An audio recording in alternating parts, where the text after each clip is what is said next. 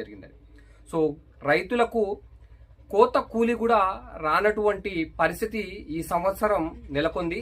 ఇదే విధంగా నాకు గతంలో చూసుకున్నట్లయితే నియర్లీ 6 సంవత్సరాల 5-6 సంవత్సరాల క్రితం 3,000కో 4,000కో పోయింది. ఆ సంవత్సరం చాలా దారుణం అసలు. అప్పుడు కూడా సేమ్ యాస్టిస్ ఇదే పరిస్థితి. అప్పుడు నాకు అంత అవగాహన లేదు.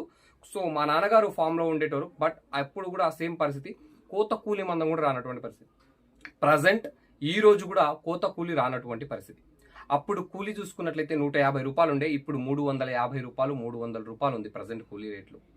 సో కోత కూలీ పరిస్థితి కూడా రానటువంటి పరిస్థితిలో ఉన్నటువంటి పంటని వేసుకోవడం మనకు ఇది భావ్యమేనా అని మనమే ఒకసారి మనల్ని మనం ప్రశ్నించుకోవాలండి. ప్రతి ఒక్క రైతు మహాసోదరులు కూడా ప్రశ్నించుకోండి.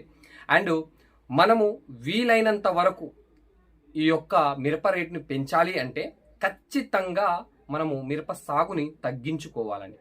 సో నేను నా ఒపీనియన్ ప్రకారం చెప్తున్నాను. ప్రతి ఒక్క రైతు కూడా అంటే 2 ఎకరాలు వేసేటోడు 1 ఎకరమే వేయండి, ఎకరం వేసేటోడు అరెకరమే వేయండి.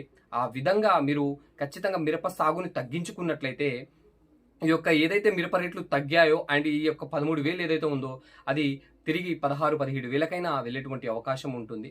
కానీ ఇదే విధంగా ఇదే విస్తీర్ణంలో ఈ సంవత్సరం పండినటువంటి విస్తీర్ణంలో సేమ్ యాస్టిస్గా మళ్ళీ కనుక మీరు వేసుకున్నట్లయితే ఖచ్చితంగా చెప్తున్నాను, ఇదే 13,000 14,000 దాటైతే మిర్చి అయితే పోదండి.